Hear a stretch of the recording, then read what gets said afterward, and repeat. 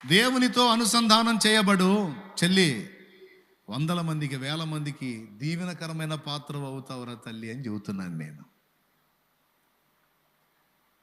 కొంతమంది దాన్ని తీవ్రంగా తీసుకుంటారు, కొంతమంది దాన్ని పక్కన పెట్టేస్తారు. మీరు పక్కన పెట్టేస్తారని అయితే అనుకోను నేను, ఎందుకంటే మీరు సోదోళ్ళు కాదు, భక్తిపరులు. కాస్తో కూస్తో భక్తి ఉండబట్టే మీరు దేవుని పాదాలు వెతికారు. దాంతోపాటు ఇంకొంచెం పేతురు, నీ ధోనిను కొంచెం లోతునకు నడిపించు అన్నాడు. భక్తిలో లోతుకు పోయినప్పుడు ఏం జరిగిద్ది అంటే, నంబర్ 1, లోకమును మనం చూసే దృక్పథం మారిపోయింది. Point number 1 రాసుకోయగా. భక్తిలో లోతుకు వెళ్ళే కొద్దీ ఏం జరిగిద్ది అంటే, లోకాన్ని మనం చూసే దృక్పథం మారిపోయిద్ది. లోకం భయపడే వాటికి మనం భయపడం, లోకం లక్ష్య పెట్టిన వాటిని లక్ష్య పెట్టం, లోకం ఆందోళన చెందే వాటి విషయంలో మనం అస్సలు ఆందోళన చెందాం, లోకం కదిలిపోయే సంగతుల విషయంలో మనం కనీసం వీసమంతా కూడా కదలం.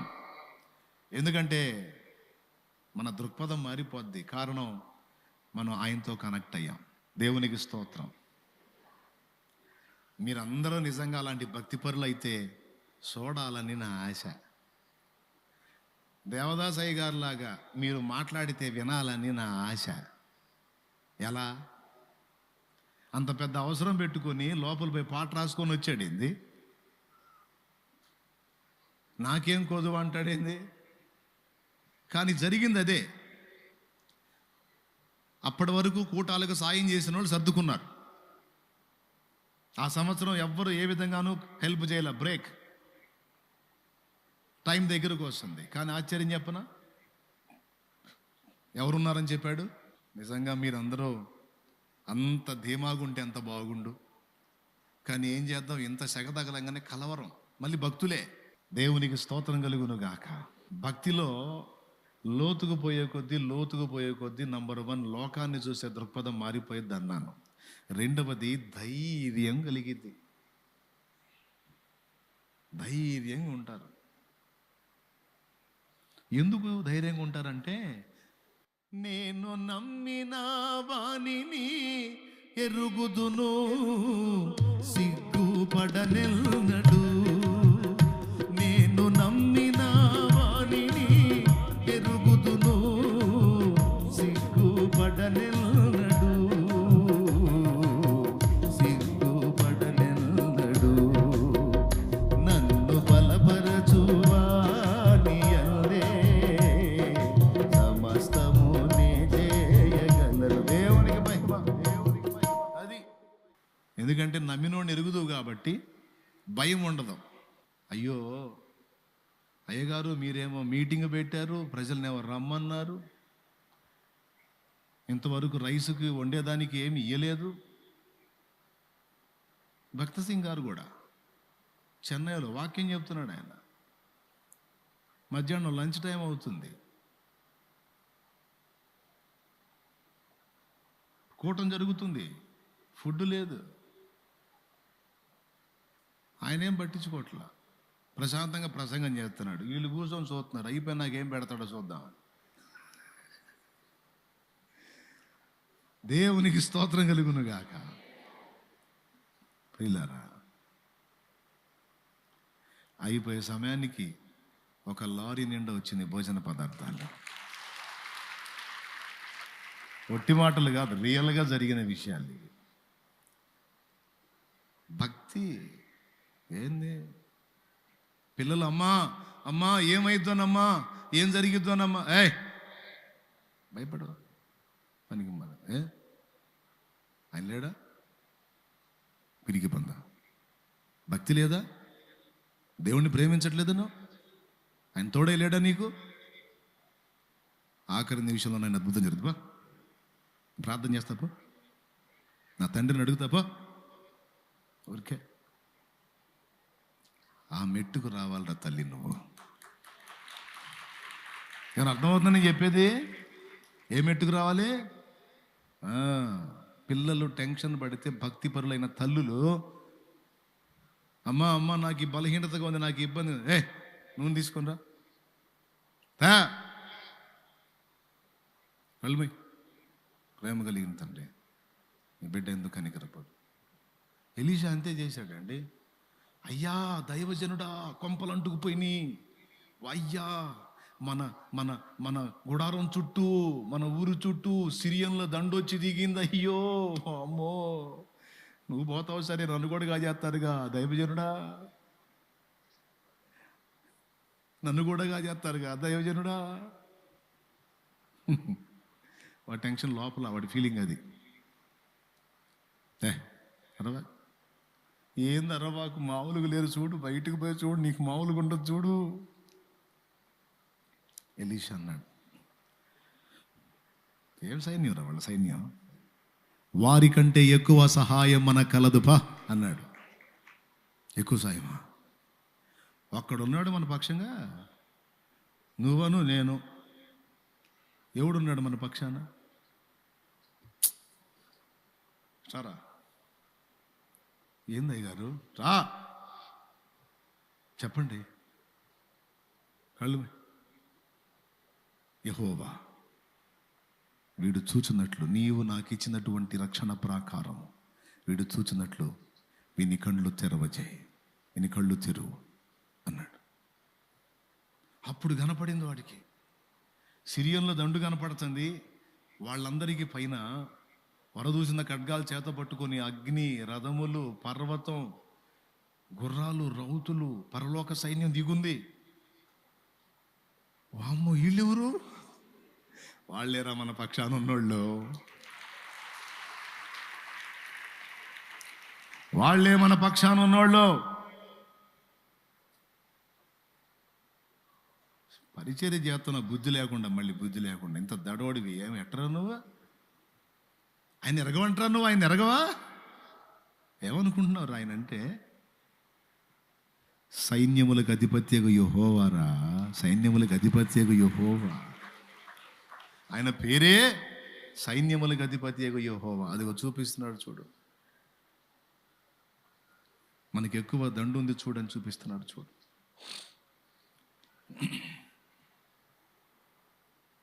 నీకేం అర్థమైంది? డెప్త్కు పోతే అది మ్యాటరు. దడగలుగుతుందంటే అంత పై పైన ఉన్నట్టే. నీ పిల్లలు భయపడుతూ పరిగెత్తుకుంటా వస్తే, తల్లి ఇదిగో నీ స్పందన అలా ఉండాలి, ఎందుకంటే నువ్వు ఆయన ఎరుగుదువు కాబట్టి. అమ్మా నాకు ఈ సమస్య అంటే, ఏయ్ భయపడవా మమ్మే, ఇంత ధైర్యం ఎక్కడిదే నీకు? అసలు ఏంటి అంత తేలిగ్గా మాట్లాడతావు ఏంటంటే, నా దేవుడే నా ధైర్యం రా, నా దేవుడే నా ధైర్యం. డాడీ ఇంత ధైర్యం ఏంటి డాడీ నీకు? అసలు ఏంది లెక్క చేయవేంది డాడీ? ఎందుకు లెక్క చేస్తారా? నా దేవుడు రా నా ధైర్యం, నా దేవుడు. ఆయన అసమాన సూర్యుడు రా, ఆయన బలమైన బాహువులు కలిగిన వాడు. ఆయన వాక్కు పలికితే చాలు మొత్తం తారుమారు అయిపోయిందా. ఇక్కడ కూర్చున్న ప్రతి పురుషుడు అట్టి వాడై ఉంటే ఎంత బాగుండు. తన కుటుంబాన్ని అలాగా, తన సహచరులను అలాగా ప్రోత్సహించేవాడైతే ఎంత బాగుండు, ఎంత బాగుండు. అంత భక్తిపరులైతే, భక్తిలో లోతుకు వెళ్ళే కొద్దీ ఓ చెప్పసఖ్యము కానీ ధైర్యం, భయము పరార్, ధైర్యం ఏర్పడిద్ది. మొదటిది. రెండవది, విశ్రాంతి దొరుకుతుంది. విశ్రాంతి అంటే ఏంటో తెలుసా? భయము లేని స్థితే విశ్రాంతి. అది ఏ స్థితి? భయము లేని స్థితే విశ్రాంతి. మూడవది, సిగ్గును లక్ష్య పెట్టడు. ఎందుకంటే ఆయన ఎరుగును కదా. ఇప్పుడు ఈరోజు నీకు కొన్ని అవమానాలు ఎదురైనాయి తమ్ముడు. కొంతమంది నేను అవమానపరిచారు, లేదా చెల్లి కొంతమంది నేను అవమానపరిచారు. ఆ అవమానాలు కూడా లక్ష్య పెట్టావు, నవ్వుకుంటావు. ఎందుకు? ఇదే పాట, నేను నమ్మినా. రాదా మీకు? వచ్చే పాడు, మరి సిగ్గుపడతావే. నేను నమ్మిన వాణిని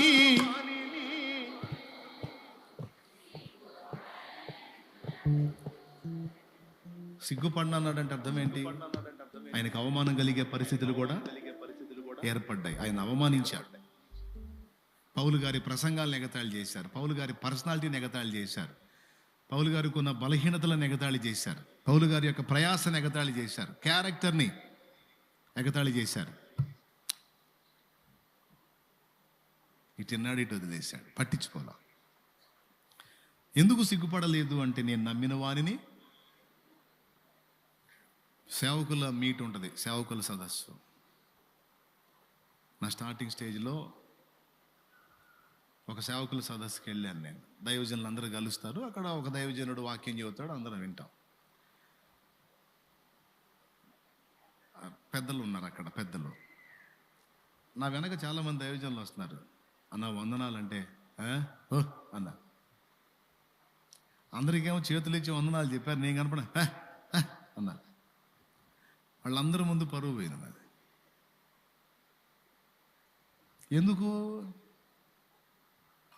ఎందుకో నేనంటే ఇష్టం లేదు వాళ్ళకి. చాలా అవమానం అది. అందరికీ చేతులు ఇచ్చి వందనాలు చెప్పి స్వాగతించి, నేను వచ్చినప్పుడు అని అందరు ఎదుట అన్నప్పుడు అది ఎంత అవమానం అండి. మళ్ళీ అన్యులు కాదు, సేవకులే, మళ్ళీ క్రైస్తవులు, విశ్వాసులు కాదు, సేవకులే. అలా అన్నప్పుడు హృదయం చాలా నొచ్చుకుంది. మరి వెళ్ళందేమో, తప్పదు, వెళ్ళాలి, వెళ్తాను. కానీ దాన్ని సిగ్గుగా ఫీల్ అవ్వాల. చిరునవ్వు నవ్వుకుంటూ లోపలికి పోయా. స్తోత్రం. ఎందుకంటే నేను నమ్మిన వానిని ఎరుగుదును, సిగ్గుపడనెన్నడు, సిగ్గుపడనెన్నడు. ఈరోజు రకరకాల అవమానాలు. కొంతమందికి ఇంత అవమానం కలంగానే సస్తే పోయింది. ఇంకెందుకు, ఇంత జరిగిన తర్వాత ఇక నేను ఎందుకు బతకాలి, నేను బతకనో సోదరుళ్ళు. ఇంత అవమానం జరిగితే చాలు, నాకు ఇట్లా జరిగింది, ఇంకా నేను తాడు సేరేది.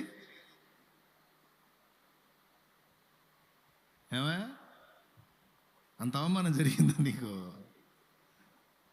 దేవుడిని ఎరగనోడట అన్న అర్థం ఉంది వాడికి, దేవుడు తెలియదు కాబట్టి. నువ్వు దేవుడిని ఎరుగుండి ఎవడో నిన్ను అవమానపరిచాడని కూడు నీళ్లు మానేసి దిగులు పడి జుట్టు పీక్కుండా ఉంటావా? నమ్మినోడిని ఎరగవంటాయా? నీ భక్తి నీకు ధైర్యం పుట్టించదంటాయా? నవ్వుకుంటా లోపలికి పోయినా అవమానం. మరి అందరి ముందు గాలి తీశాడు పాపం నిలువున. అందరు నాకెళ్ళి చూసే అబ్బో అంటే మరి బాధ కదా. నవ్వుకుంటూ పోయా లోపలికి. అక్కడున్న సేవకులంతా కలిపి ఒక 120, 130 కూర్చున్న తర్వాత ఆయన అంటున్నాడు, ఏయ్ డోంట్ ఫీల్. నాకు తెలుసుగా ఆయన మా మహానుభావుడు పిచ్చిమారాజు. లోపల హృదయంలో కొంచెం ఇబ్బంది పడుతున్నానని అర్థమైంది. వెన్ను తట్టాడు. ఇక్కడ సదస్సుకు వచ్చావు ఇప్పుడు నువ్వు, అయితే నీకే నేను ఒక సేవకుల సదస్సుని ఓన్గా నీకు ఇస్తాను పో అన్నాడు. అక్కడ ఉంది 120, 130 మంది. ఈరోజు డైలీ మంత్లీ జరుగుతున్న సదస్సుకు హాజరయ్యే వాళ్ళ సంఖ్య 200 పైచిలుకు. ఒరే నువ్వే ఒక సేవకుల సదస్సు అయిపోతావు పోరా. ఏంది నీకు ఇంకేం కావాలి? నాకేం కావాలి తండ్రి, నువ్వు ఉన్నావుగా. అయినా కాకపోయినా నాకేం చింత లేదు. 10 మంది ముందు నాకు అవమానం చెప్పావంటే నా తల ఎత్తబోతున్నావు, నాకు తెలుసు. నీకు స్తోత్రం. అట్ట కదయా అనుకోవాల్సిందే. కూడు నీళ్ళు మానేసి దిగులు పడి కూర్చుంటా. సిగ్గుందంటాయా నీకు అని నేను అడగాలి, కానీ అడగను. ఎందుకంటే ఆల్రెడీ సిగ్గు కలిగి ఉన్నావు నువ్వు. దేవునికి స్తోత్రం. అవమానపరిస్తే అవమానపరచని, నిందిస్తే నిందించని, ఎగతాళి చేస్తే ఎగతాళి చేయని, విమర్శిస్తే విమర్శించని, అబద్ధ ప్రచారాలు చేస్తే చెయ్యని, ఏం పర్వాలా. అదిగో పైన ఉన్నాడు. ఎంత అవమానం చేస్తారు అంత ఘనత రాసుకో. అంతే, ఇక నువ్వు రాసుకోవడమే. ఇంత అవమానానికి నేను అప్పగించబడ్డాను, నలుగురిలో నవ్వుల పాలయ్యాను. అయితే నేను ఒక్కటి మాత్రం ఎరుగుదును, నా దేవుడు సజీవుడు. ఇంతవరకు నేను సరిగా కనెక్ట్ అవ్వాలి ఆయనకి. ఇదిగో ఇప్పుడు భక్తితో కనెక్ట్ అవుతున్నా, ఇక నా సంగతి నా తండ్రి చూసుకుంటాడు. అది రోషం కలిగిన మాట. ఇంతవరకు పై పైన ఉన్నా, ఇప్పుడు సరిగ్గా లింక్ అవుతా, తర్వాత సంగతి ఆయన చూసుకుంటాడు. దేవునికి ఎక్కువగా అనుబంధం ఏర్పరచుకునే కొద్దీ, దేవునితో సంబంధం లోతయ్యే కొద్దీ, భక్తి డెప్త్లోకి వెళ్ళే కొద్దీ నెంబర్ 1 ధైర్యం, నెంబర్ 2 విశ్రాంతి, నెంబర్ 3 సిగ్గును లక్ష్య పెట్టాడు. ఎలుగెత్తి యేసును గూర్చి చెప్పడానికి సిగ్గుపడడం. నేను క్రైస్తవుణ్ణి, నేను క్రీస్తు అనుచరుణ్ణి, నేను యేసుకు శిష్యుణ్ణని చెప్పుకోవడానికి సిగ్గుపడ్డావు. అంతేకాదు నలుగురు అవమానపరిస్తే అవమానాన్ని కూడా లక్ష్య పెట్టడు. వాళ్ళు జుట్టు బీక్కోవటమే. ఇంత దారుణంగా అవమానపరిస్తే నవ్వుతా తిరుగుతున్నాడు, ఈడే మడిసిరా అనుకోవాలా. ఎక్కాల మెంట్లో, మనకు కాదు. ఎందుకంటే మనకేం జరిగిద్దో తెలుసు కదా. అవమానాలన్నిటినీ కూడా ఆశీర్వాదాలుగా, ఆనందాలుగా మార్చే దేవుడు కదా మన దేవుడు. ఏమంటారండి? ఒంటి మీద బట్టలు తీసి గుంటలో పడేశారు, బయటికి తీసి కొద్ది వస్త్రాలు కప్పి మళ్ళీ అమ్మేశారు. ఎంత అవమానం! సంతలో పశువుని అమ్మినట్టు అమ్మారు. మరి మొత్తం వచ్చి ఏడబడ్డారు. మరి ఏంది? పళ్ళా లేడు, పైన చూస్తా లేడు, పిరికి పంద అనాలనిపించింది. అనలే, ఎందుకంటే మీరు ధైర్యవంతులు. దేవునికి స్తోత్రం. లేడా? ఉన్నాడుగా, చూశాడుగా. కానీ ఆయనకు తెలియకుండా ఎవడేం చేస్తాడు? ఆయన సెలవు లేక అవమానపరిచాడు, మనల్ని అవమానపరిచాడా? మొత్తానికి ఇది వచ్చిందంటే ఏదో మేలుకే, ఏదో మమ్మల్ని ఆశీర్వదించడానికే. ఇదే డైలాగ్ ఉండాలి నోట్లో, గుర్తుపెట్టుకో. ఈ కలత నాకు కలిగింది అంటే మొత్తానికి ఏదో కృప చూపబోతున్నాడు, ఏదో కార్యం చేయబోతున్నాడు, నా తలని ఎత్తబోతున్నాడు, నా తండ్రి నాకు సాయం చేయబోతున్నాడు. ఓదార్పు కోసం, ఆదరణ కోసం చెప్పట్లా. భక్తిలో డెప్త్కు పోయే కొద్దీ ఇలాంటి ఫీల్స్ వస్తాయని చెబుతున్నాను. 4వ చెప్తా విను. 3 ఏంటి? మొదటిది ధైర్యం ఉంటుంది, భక్తిలో లోతుకెళ్ళే కొద్దీ భయం పోయిద్ది. 2వది భక్తిలో లోతుకెళ్ళే కొద్దీ విశ్రాంతి.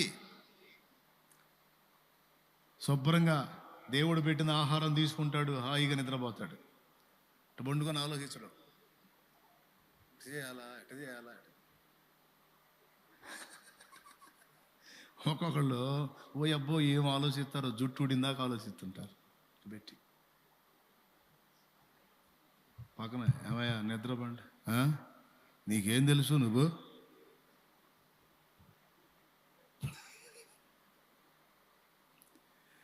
అటు మేసలను ఇటు మేసలను, ఇటు మేసలను అటు మేసల్ని. అదేమంటే ఏందంటే దేవుని మీద ఆనుకున్నాడు అంటాడట, దేవుని మీద ఆధారపడ్డాడు అంటాడా, దేవుని విశ్వసించేవాడు అంటాడా, దేవభక్తుడు అట్ట అవుతాడా? ఒకవేళ నిద్ర పట్టలేదు అనుకో, మోకాళ్ళు వేస్తాడు. నిద్ర పట్టట్లేదు తండ్రి, చూడయ్యా కాస్త విశ్రాంతినివ్వయ్యా అంటాడు. చింతలన్నీ చింత చెట్టుకు తగిలించి హాయిగా నిద్రపోతాడు. నువ్వు హాయిగా పట్టడు అన్నం తిని దేవుని మీద భరోసా వేసి విశ్రాంతి పొందకపోతే నీ విశ్వాసం అంతంత మాత్రమే అని అర్థం. బాయ్, వింటున్నావా? నీ విశ్వాసం అంతంత మాత్రమే అని అర్థం. ఇదేందన్న విచిత్రంగా చెబుతున్నావు నువ్వు? ఏడన్నా ఉపవాసం అంటే ప్రార్థన చేయమంటారు, నువ్వు తిని నిద్రపోకపోతే నువ్వు అవిశ్వాసం అంటావు ఏందన్న అంటే, మరి అంతే. ఉపవాసం ఉండేటప్పుడు ఉండమ్మా, ప్రార్థన చేసేటప్పుడు చేయనానా. కానీ కలతలను బట్టి ఆలోచించి కృంగిపోయి తిండి తిప్పలు మానేసి ఇట్లాంటి పరిస్థితి ఉండదు విశ్వాసం గలవాడికి. భక్తి ధైర్యం పుట్టించింది. దేవుణ్ణి బట్టి ధైర్యం తెచ్చుకుంటాడు, అంత తింటాడు, హాయిగా నిద్రపోతాడు. విచిత్రం ఏంటంటే నీ చుట్టుపక్కల ఉన్న వాళ్ళకి మైండ్ పోతుంటుంది. ఇన్ని రకాల ఒత్తిళ్ళు పెట్టుకుని నీ మనిషి ఎట్ట నిద్రపోతున్నాడు నాకు అర్థం. మా అమ్మ మా నాన్న ఎప్పుడు అదే అనేది. మా నాన్న అన్యుడైనా ఏందో విచిత్రమైన మనిషి. శుభ్రంగా చేయగలిగినంత చేస్తాడు, అంత తింటాడు, క్షణాల్లో నిద్రపోతాడు. ఇక మా అమ్మ ఈ నిద్ర నిద్ర అంటది.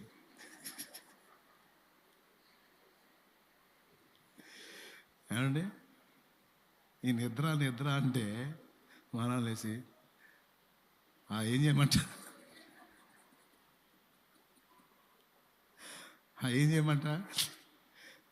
నువ్వు మెంట్లెక్కిందల్లా తిరుగుతున్నావు కదా, నేను కూడా అట్ట తిరగమంటాయింది. నారు పోసిన వాడు నీరు పోస్తాడంట. లోకాసుడు అన్యుడు, పిచ్చిదానిలా నువ్వు తిరుగుతున్నావు, నన్ను కూడా తిరగమంటావేంది నిద్రాహారాలు లేకుండా. చూడండి, అన్యుడే కానీ దేవుడు ఒకడు ఉన్నాడు, దేవుడే దారి చూపిస్తాడని హాయిగా నిద్రపోగలుగుతాడు. ఈరోజు జీవము గల దేవుణ్ణి నమ్మి నిజమైన దేవుణ్ణి తెలుసుకొని కూడా మళ్ళీ నిద్రలేని బతుకుతున్నావు అంటే అసలు నువ్వు విశ్వాసివేనా? చెప్పు నాకు. అసలు నువ్వు విశ్వాసివేనా? నువ్వు భక్తుడివేనా? భక్తురాలివేనా? ఏ కోశానన్నా భక్తి ఉందా? విశ్వాసం ఉందా? ఉంటే నీకు విశ్రాంతి ఏది? మరి నేను చెప్పింది అని అర్థమైందా? నువ్వు విశ్రాంతి పొందట్లేదు, ప్రశాంతతలో లేవు, ఆందోళనలో ఉన్నావంటే నీలో విశ్వాసం లేనట్టే. కలవరంలో ఉన్నావు, కలత చెందుతున్నావు, గడిబిడైపోతున్నావంటే ఏది? నీకేం తెలుసురయ్యా మా బాధలు.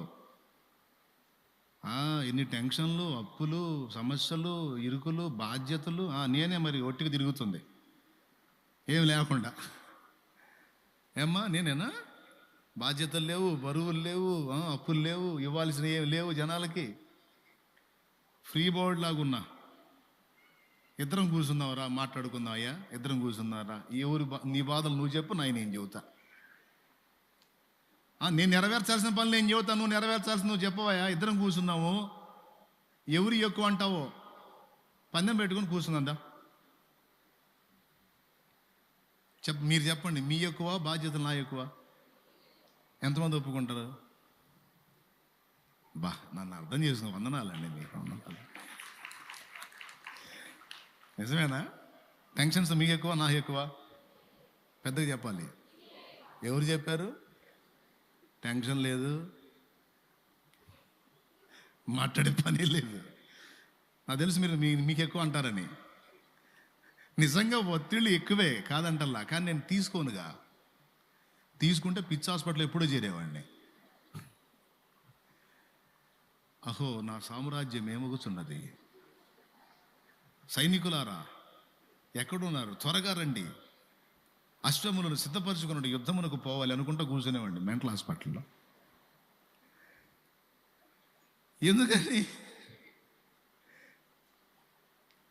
ఎందుకంటే నేను నమ్మిన వానిని ఎరుగుదును, సిగ్గుపడనెన్నడు,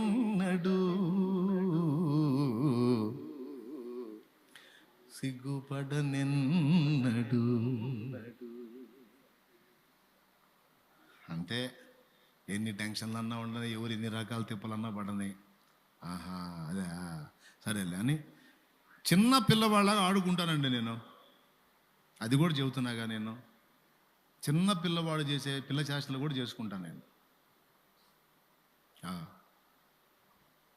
నాకు ఎవరన్నా అందుబాటులో దొరికితే 4 గోళీలు ఇస్తే గోళీ ఆట కూడా ఆడుకుంటాను నేను. చూసిన వాడికి మెంటలు ఎక్కాల, ఈడే మనిషిరా అని. ఇన్ని పెట్టుకొని చిన్నపిల్లలు మీటి కోటాల్లో, మరి అదే కోటాల్లో వాళ్ళు కట్టన్లు కట్టారు చూడు, క్లాతులు కట్టారు కదా, క్లాతులకి తాడు పట్టు చెక్కటం కోసం క్లాత్లో గోళీ పెట్టి తాడేసి కడతారు. ఓ అబ్బా, సంచులు తెచ్చారు గోళీలు. చిన్నప్పుడు ఆ గోళీల కోసం ఏంది అనుకున్నాము, అవి తీసుకొని ఆడుకున్నా. వాళ్ళు టెంట్లు కడుతుంటే నేను ఆట ఆడుకున్నా. అడుగు, చూసిన వాళ్ళు చూశారు. ఎందుకు ఆడుకున్నా? తల్లి ఒడిలో పవళించే బిడ్డవలేనే, తండ్రిని ఒడిలోని ఒదిగి తినయ్యా. తల్లి ఒడిలో పవళించే బిడ్డవలేనే, తండ్రిని ఒడిలోని ఒదిగి తినయ్యా. ఏమండి అట్లా ఫ్రీగా ఉండకుండా బేగ తీసుకున్నాను అనుకో, అయ్యా జాగ్రత్త కట్టండి, పెద్ద కోటలు జాగ్రత్త కట్టండి, అయ్యా జాగ్రత్త చేయండి అని దడ ఆయాసం పెంచుకొని బిగసపోయి రోబోట్ల జాగ్రత్త అయ్యా జాగ్రత్త అన్నా అనుకో, షుగరు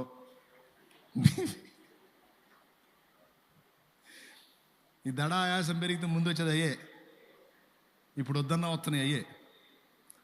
అన్నీ పెంచుకొని ఇక బెడ్ మీద పేషెంట్లు ఉండి, అయ్యా టెంట్లు కట్టారా, స్టేజ్ వేసారా, జాగ్రత్తగా వేయండి అయ్యా అనాల్సి వచ్చేది. అయితే వేదన లేదు, శోధన లేదు, వేదన లేదు, శోధన లేదు, నీ హస్తం విడువనయ్యా, నీ హస్తం. భయమన్నది లేనే లేదు, భయమన్నది లేనే లేదు, ప్రేమతో నడిపితివి, నీ ప్రేమతో. అది తల్లి ఒడిలో పవళి నుంచి బిడ్డవలేనే,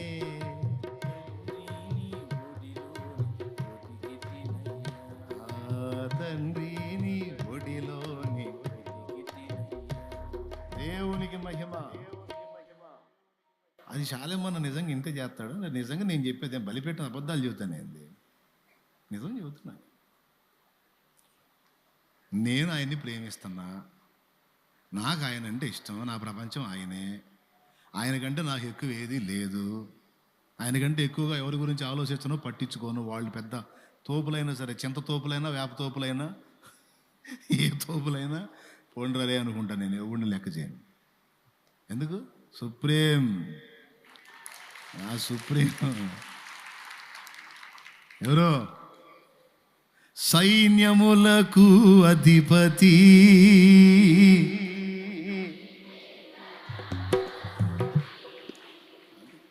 ఆయన.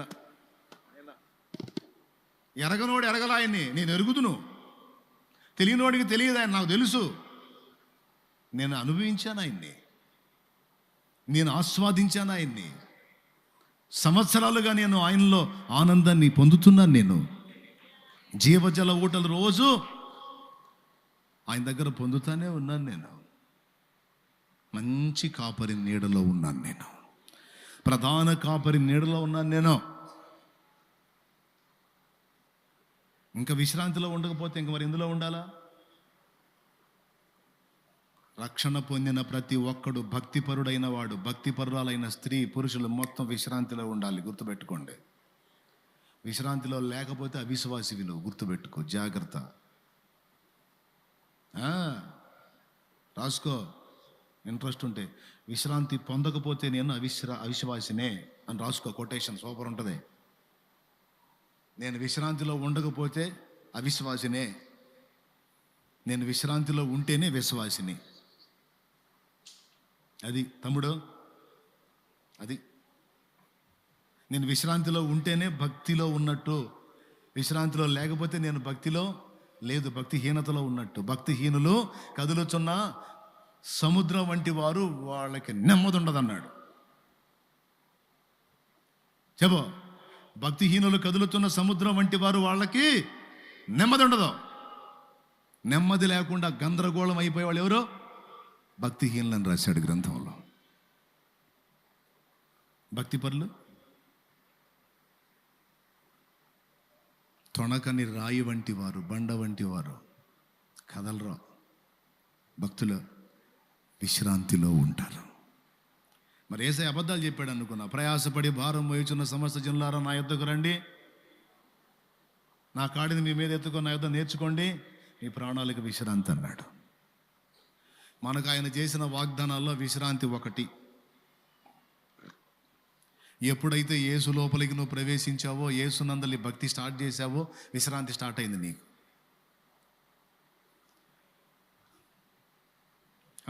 అప్పులు ఎక్కువైనాయి, ఎక్కువైతే అవమానపరుస్తారా? తల ఒక తిట్టు తిడతారా? తిట్టనే తిట్టనే తిట్టనే. రేపు నువ్వు సాక్ష్యం చెప్పడానికి తిట్లు ఉండాలిగా. మరి ఏం చెబుతావు రేపు? సాక్ష్యం ఏం చెబుతావు శ్రమ లేకుండా? నేనే యేసుప్రభు నమ్ముకోకముందు ఏం లేవు, యేసుప్రభు నమ్ముకున్నా కూడా ఏం లేవు, బాగున్నా అని చెబుతావా? ఈరోజు నీ పరిస్థితులు అలా ఉన్నాయి. ఈరోజు ఈ చేదైన అనుభవాలు రేపు నీకు మధురమైన సాక్ష్యాలు కాబోతున్నాయి. ధైర్యాన్ని వదిలిపెట్టావు అంటే భక్తిలో దిగజారావు అని అర్థం. భక్తిలో కరెక్ట్గా ఉంటే ధైర్యం వెంట ఉంటుంది. భక్తిలో దిగజారావు అంటే నీకు రుజువు ఏంటంటే భయపడతా ఉంటావు ఊరకనే. భక్తిలో ఒక మెట్టు దిగావు అంటే నీకు రుజువు ఏంటంటే భయం గుప్పెట్లో బతుకుతుంటావు, ఊరకనే భయపడుతుంటావు. చిన్నదానికి భయపడతావు, పెద్దదానికి భయపడతావు. అదే మౌనం, ఇదే మౌనాన్ని. నా ఎదురుగా ఓ చెల్లు ఉంది, నిత్య విశ్రాంతిలో ఉంటుంది. మా అమ్మాయి, దేవునికి స్తోత్రం, హల్లెలూయా. అసలు కూటం జరిగేటప్పుడు కూడా విశ్రాంతిలోనే ఉంటుంది. బంగారు తల్లి, నేను చెప్పే మాటలు అక్షరాలా పాటించిద్ది. నిజంగా అండి, ఇంటికాడే కాదు, ఇక్కడ కాదు, ఎక్కడైనా సరే, ఇంత పెద్ద కూటం జరుగుతున్నా సరే, స్తోత్రం, హల్లెలూయా.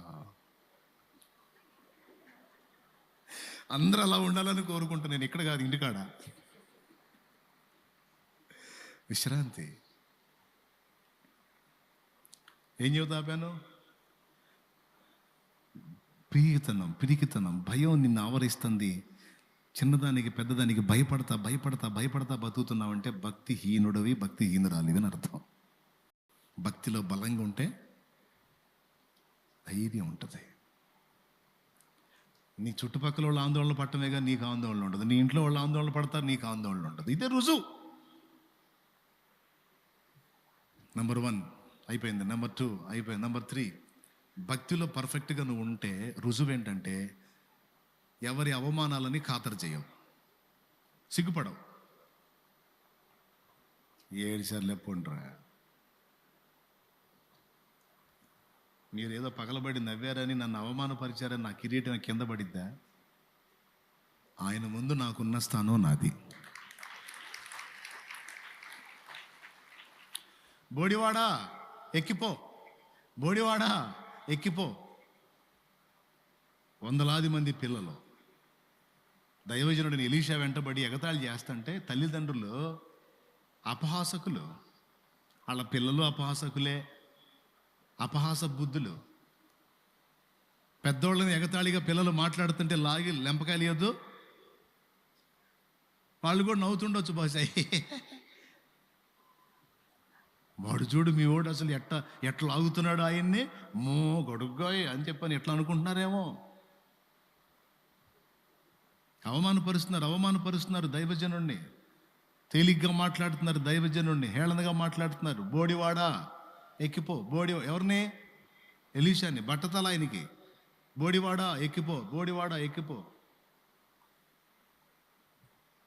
పొయ్యి చిరాకేసి తిరిగి శపించాడు. అంతే. 2 వచ్చిన ఎలుగుబంట్లు అడవిలోంచి. ఆయన అన్నాడు, వచ్చినాయి. దొరికినాడు చీల్చి పడేస్తే 42 బాలులను చీల్చి వేసానని రాస్తుంది బైబిల్లో.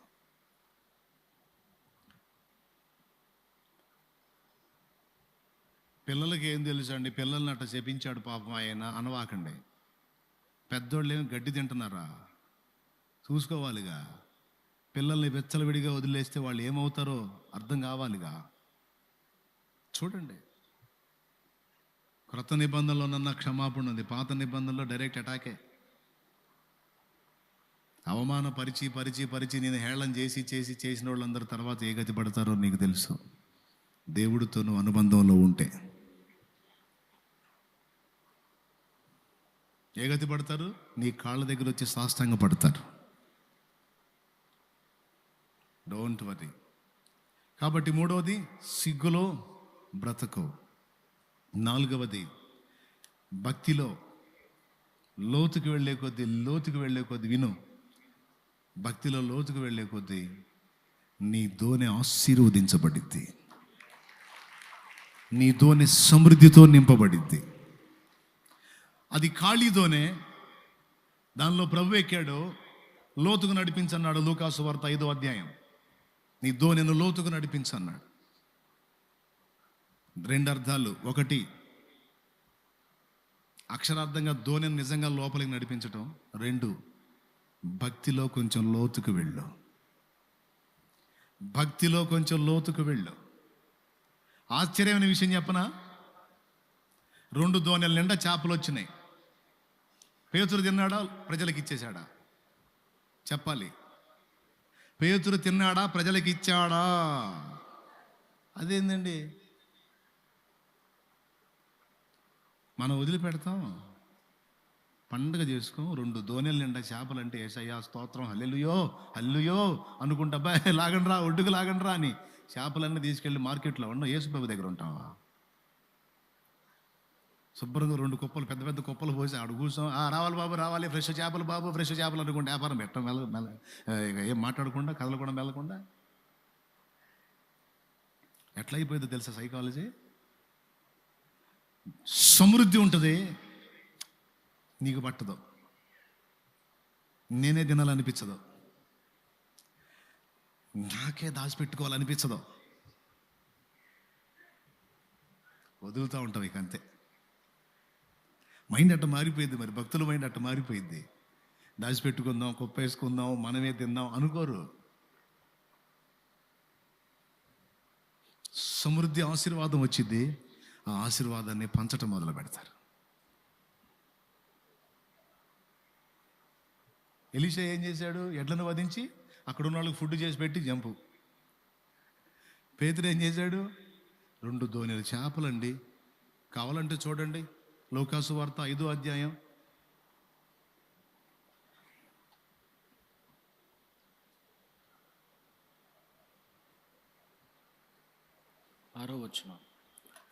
వారు అలాగు చేసి విస్తారమైన దరిద్రత దరిద్రత, లేమి లేమి లేమి లేమి లేమి అని అల్లాడుతున్నావు.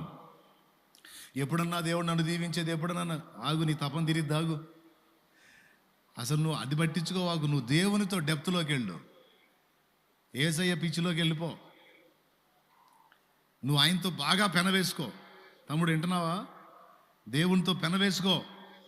కూర్చున్నా, లేచినా, ఏం చేసినా, ఎటుపోయినా ఆయనే ఆయనే ఆయనే ఆయనే.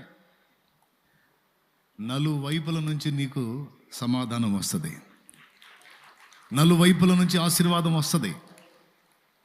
అయితే అది వచ్చిన తర్వాత నువ్వెట్ట మారిపోతావంటే నీకు పట్టదు. అది ఎన్నో వచ్చి నీ కూర్చొని తిందాం అనిపించదు. పేతురు మైండ్ వచ్చింది, ఎలీషా మైండ్ వచ్చింది. వాళ్ళ మైండ్ చూడు, ఎప్పుడు కూడా 10 మందికి పెడదాం పెడదాం పెడదాం పెడదాం. అద్భుతం చేసైనా సరే అందరి కడుపులు నింపుదాం.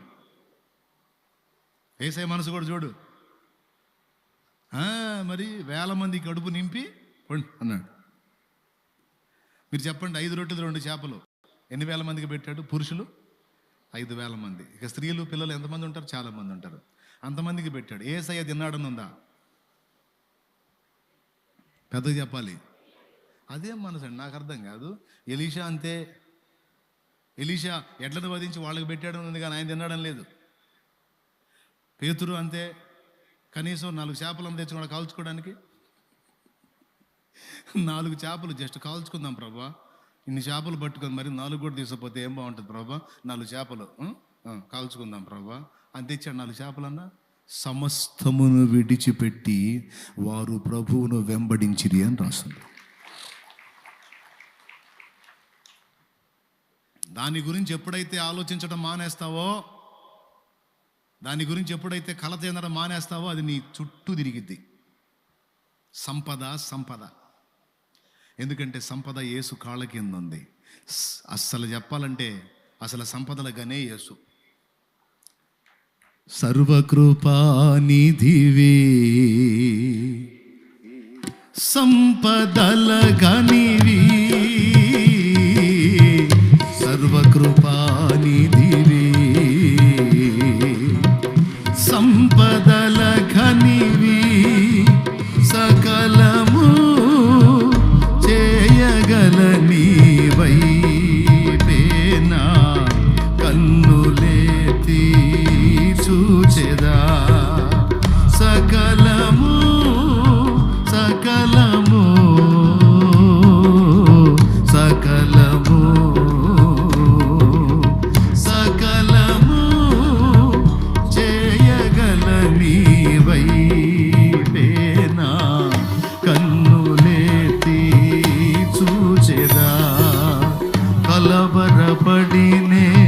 కొండల వైపు నా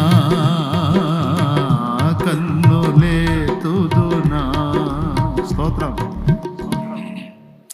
ఏం పాడుకున్నారండి భక్తులు, దేవుణ్ణి ఎలా అభివర్ణించుకున్నారండి. అట్లా బావాలండి లోతుకి. ఈ పాట పాడిన ఆయన లీకేజ్ గుడ్లు ఉంటాయే, షాప్ కాడికి పోయి మామూలు గుడ్డేమో పావులంట, ఈ లీకు పగిలి నెర్రలు కొట్టుంటాయి గుడ్లు కొన్ని, అవి అయితే 15 పైసలు అంట. పావులాకు 2 ఇస్తారు, మామూలు గుడ్డ అయితేనే 1 పావులా. ఈయనకు పోయే షాప్ కాడికి పోతే ఈయన పోయేసరికి అట్టది ఉంటుంది కదా గుడ్లు పెట్టి, దాని నిండా ఈ లీకేజ్ గుడ్లు పెట్టి ఉంటాడంట షాప్ ఆయన. ఆ లీకేజ్ గుడ్లు తీసుకెళ్ళి వండుకొని తినాలి. ఓ రోజు ఆయన లేడు, ఆయన భార్య ఉందంట. ఏమంటే కోడిగుడ్లు కావాలంటే మంచి మంచి గుడ్లు ఏరుతుందంట. అవి కాదమ్మా, సారు నాకు లీకేజ్ గుడ్లు ఇస్తాడు. లీకేజ్ గుడ్లు అంటే, ఆహా నువ్వేనా, మా కుక్క కడుపు కొడుతుంది అందంట. అంటే ఏంటి, నువ్వు తీసుకెళ్లే గుడ్లు మా కుక్కకి వేస్తాము అని, మా కుక్క తినే గుడ్లు నువ్వు తింటున్నావు అని. స్తోత్రం. చూడు,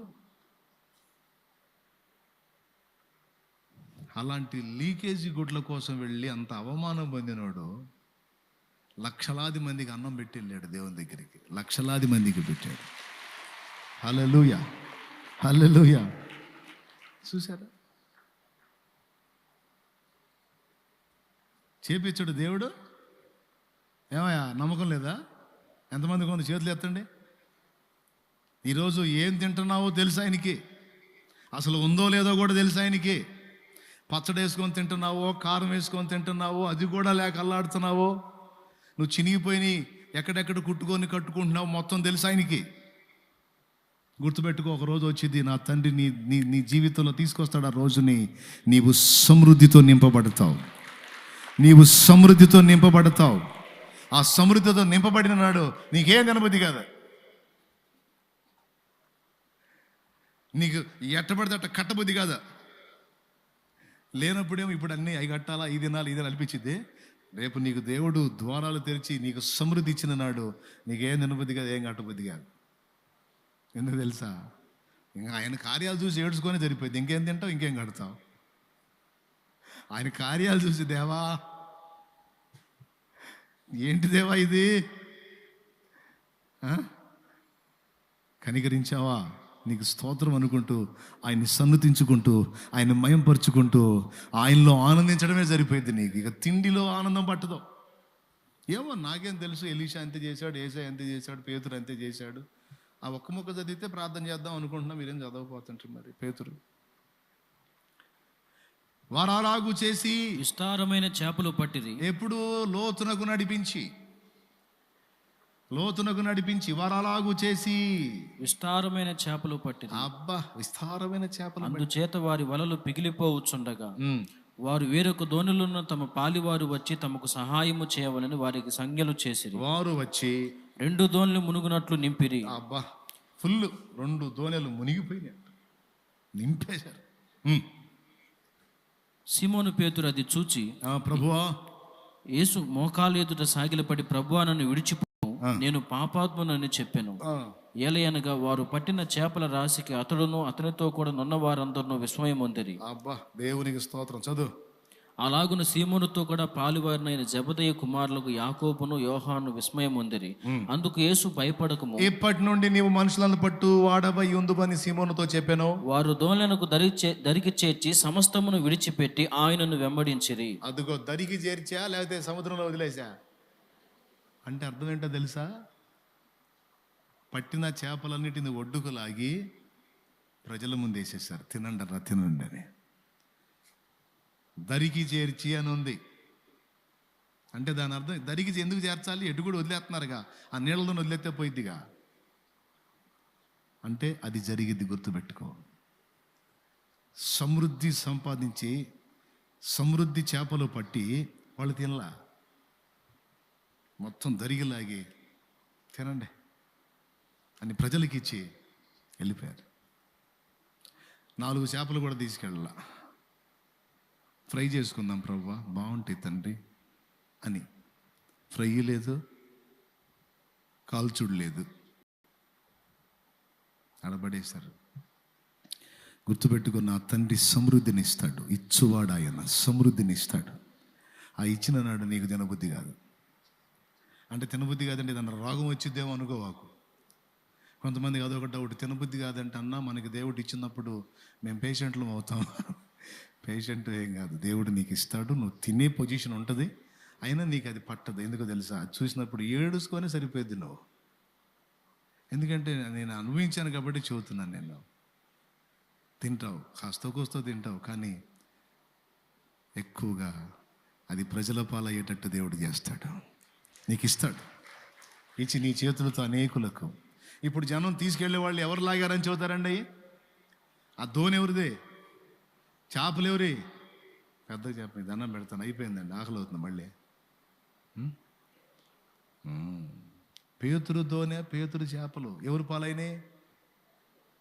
ఇదేందిరా, దాచిపెట్టుకుంటారు, వ్యాపారం చేస్తారు, అమ్ముకుంటారు, ఇదేంది ప్రజలకు వదిలేసి వెళ్ళిపోయాడు? అంతేరా, యేసు ప్రభుతో తిరుగుతూ మొదలు పెట్టాడు. ఇప్పుడు దాచుకోవటం మానేశాడు, ఇవ్వటం మొదలు పెట్టాడు.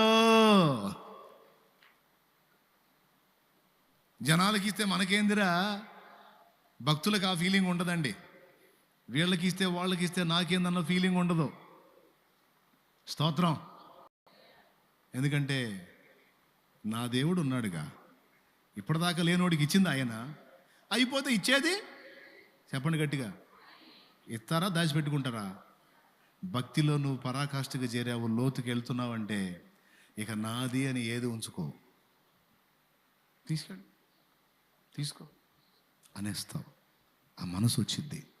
లోతులోకి వెళ్ళే కొద్దీ అమ్మో ఇది పోతే నాకెట్ట, అది పోతే నాకెట్ట అనిపించదు.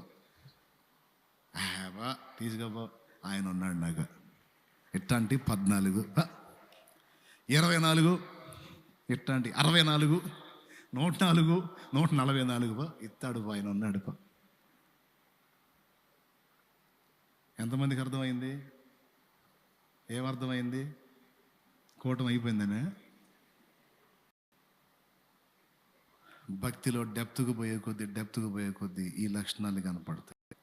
ఇవ్వలేకపోయావంటే కూడా విశ్వాసివి కాదు.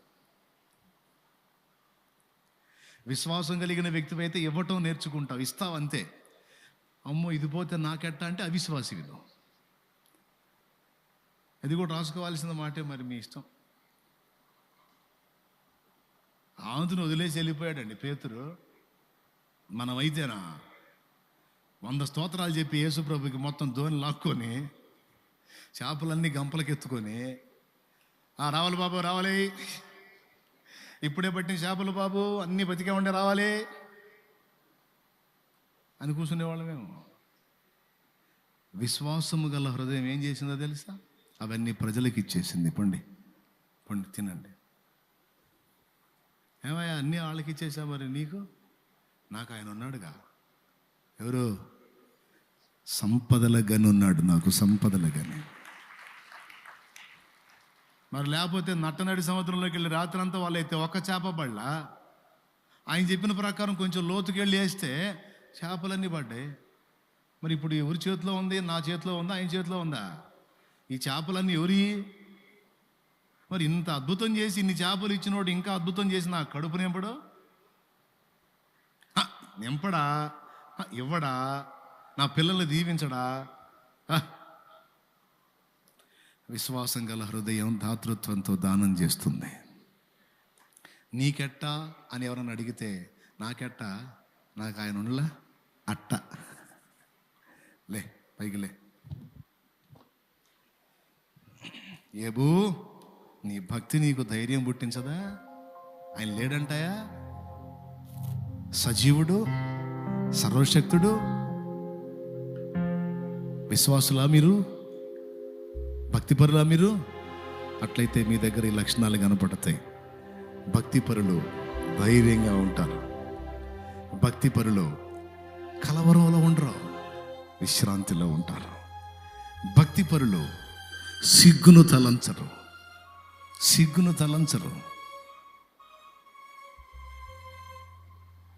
రాయ్ ఫ్రాన్సిస్, నా ఆస్తిలో చిల్లి గవ్వ కూడా నీకు దక్కదు, జాగ్రత్త. అధికారి ముందు నిలబెట్టి, వీడు ఆ యేసు మతంలోకి వెళ్ళాడు, నా సాంప్రదాయాలు మంట కలిపిడు, ఆ యేసు మతంలోకి వెళ్ళాడు, నా ఆస్తిలో చిల్లి గవ్వ కూడా వాడికి దక్కకూడదు. అధికారి గారు, ఏం ఫ్రాన్సిస్ వింటున్నావా? నీ తండ్రి ఆస్తిలో నీకు ఏ భాగం దక్కదని చెప్తున్నాడు. పర్వాలేదయ్యా, నాకు యేసు చాలు, నాకు యేసు చాలు అని వెళ్తున్నాడు. అధికారి గారు, వాడి ఒంటి మీద ఉన్న వస్త్రం కూడా నేను ఇచ్చిందే, వాడి ఒంటి మీద ఉన్న అంగీ కూడా నేను ఇచ్చిందే అన్నాడు. ఆ అంగీని కూడా తీసి అధికారి ముందేసి, ఇది కూడా నాకు అక్కర్లేదు, నాకు యేసు చాలు.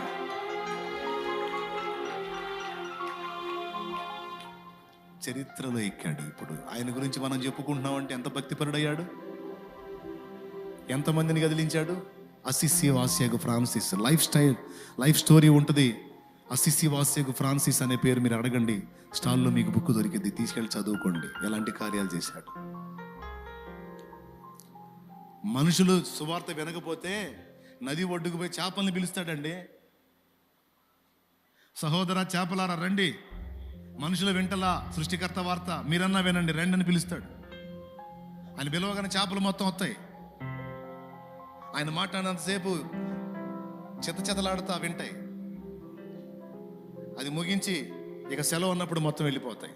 అది చూసి వచ్చి మారుతారు మనుషులు, అది చూసి వచ్చి మారుతారండి. ఇదేమిటి అని మాట్లాడితే చేపలాలకిస్తున్నాయి ఏంటి? ఎందుకంటే ఆయన సృష్టికర్తను తెలుసుకున్నవాడు, ఆయన సృష్టికర్తను కలుసుకున్నవాడు. ఆయన మాట్లాడతాడు. మనుషులు వింటలేదు, మీరు రెండని చేపలు పిలిస్తే చేపలు వచ్చినాయి. చేపలు వచ్చి ఆయన చెప్పే మాటలు చేపలు వింటాం చూసి మనుషులు ఆశ్చర్యపోయి ఎవరు సామాన్యుడు కాదని అప్పుడు పరిగెత్తుకుంటూ వచ్చి ఉంటారు ఆయన మాటలు. బుక్ చదవండి, భక్తుల చరిత్రలో చదవాలి. భక్తి పరులుగా మారాలి, పై పైన ఉండకూడదు, లోతుకు నడిపించాలి దోనే. అలా మనందరినీ నా తండ్రి తయారు చేయను గాక. సిగ్గు తలంచదో. నాలుగవది ఏం చెప్పాను? నాలుగవది,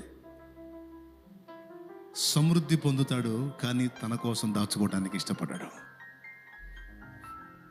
తినండి, తీసుకెళ్ళండి, తినండి, తీసుకెళ్ళండి, పొందండి, ఏం పర్వాలా, ఇన్ని ఇచ్చిన దేవుడు ఈ పోతే ఇంకా ఇస్తాడు, పోండి, తీసుకోండి, తినండి, బాగుండండి. భక్తిపరుడికి ఆ బుద్ధి వచ్చింది. భక్తిహీనుడికి మెతుకుపోతే బతుకుపోయిద్దనే బుద్ధి ఉంటుంది. భక్తిహీనుడికి, భక్తులకి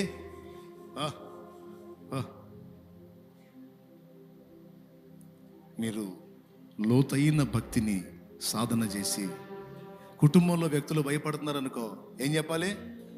ఎందుకు భయపడుతున్నావు? ఇన్నాళ్ళు అంటే ఆయన సరిగ్గా తెలుసుకోలేదు, ఇప్పుడు తెలుసుకున్నాక ఆయన ఉన్నాడుగా.